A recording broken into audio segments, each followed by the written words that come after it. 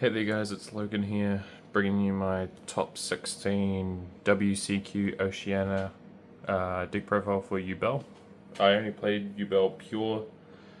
The reason I've taken this deck there is because it's going to be very powerful with Fiendsmith, and eventually it'll be probably the best deck of the format for a while. So I've been playing this since the new stuff with D-Lotus and everything has been brought out. And I've kept playing it since then, so it makes sense for me just to play the deck I've been most the deck that I have more comfortability with. So we'll just get it on and just get this started. Oh yeah, I got a price card. Woo.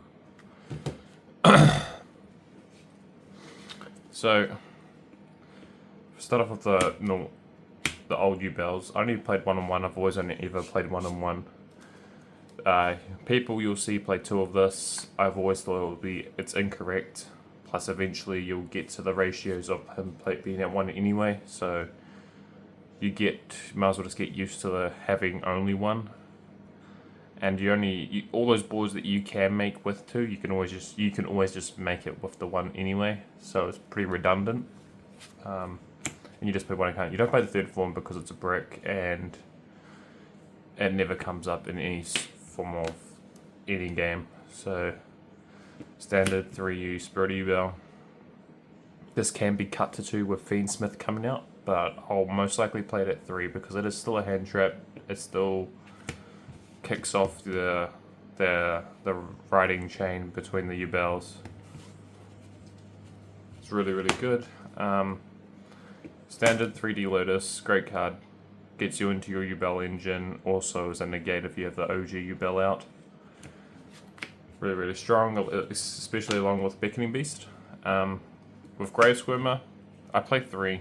You see people playing 1, 2, but I decide 3 because it's like Shivara with a Monster Reborn in the grave. Why not? It's like 30 times better, and it can also bring you back follow-up play.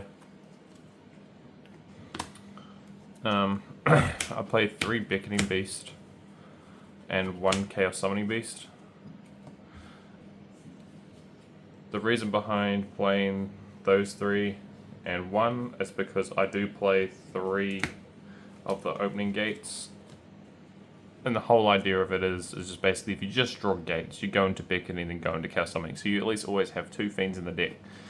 And plus the spell card also, as you'll see in later how much Nightmare Pain I run. This can always just add them all back anyway, and it's always good. It's better to have Beckoning Beast in your deck than a Chaos Summoning Beast. So you just get the brick out straight away, and then you instantly just get it out, and then you just put Beckoning Beast back with your Phantom, or you just put Chaos Summoning Beast for follow-up play.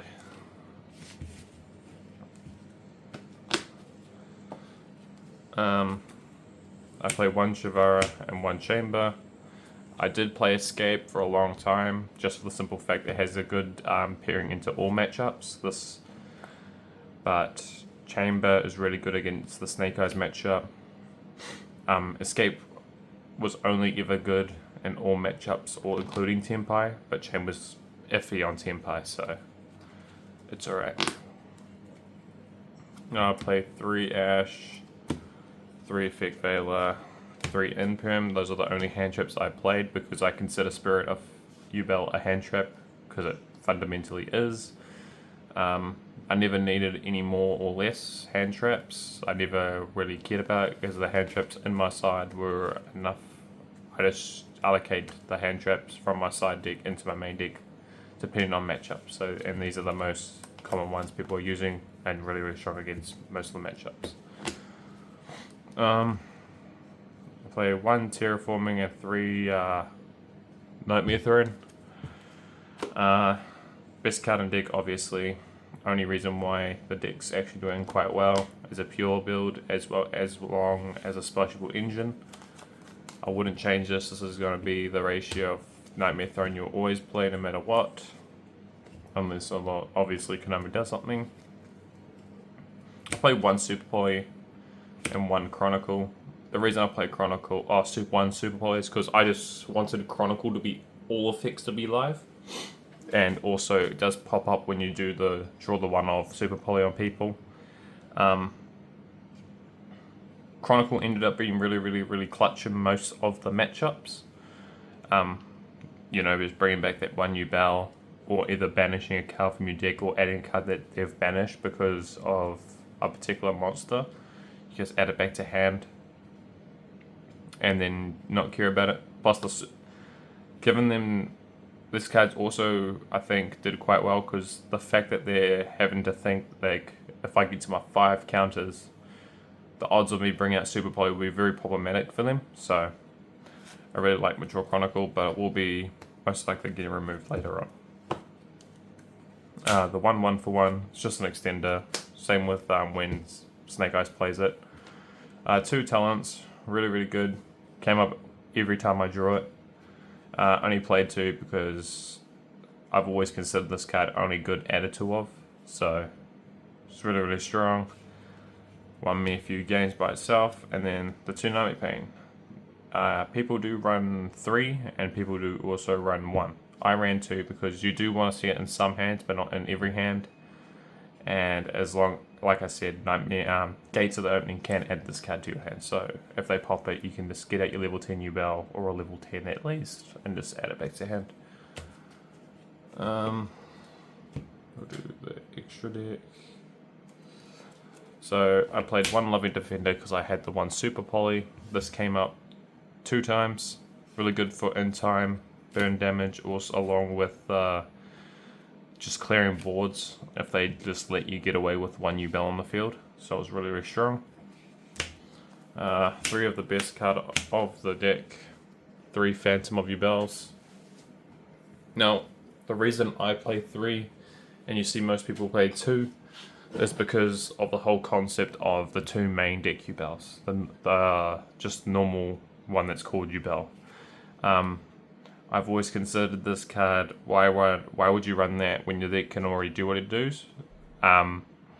This card can also be a really strong extender because you can do the Cross Sheep special, still have presence, go into Appaloosa, bring out another Phantom Yubel. So you only wasted 2, so technically you still have 1 in the main, and plus you can just use your Nightmare Throne just to recycle them. You can use that logic too, it can just recycle your second one, but sometimes, most of the times, you don't really want to do that. So I would keep it at 3. I'll probably even play 3 when Fiendsmith comes out because it always came up for me in the event. For the Unchained stuff, I played 1 of everything. Most likely cutting the A-bomb, but it did come up.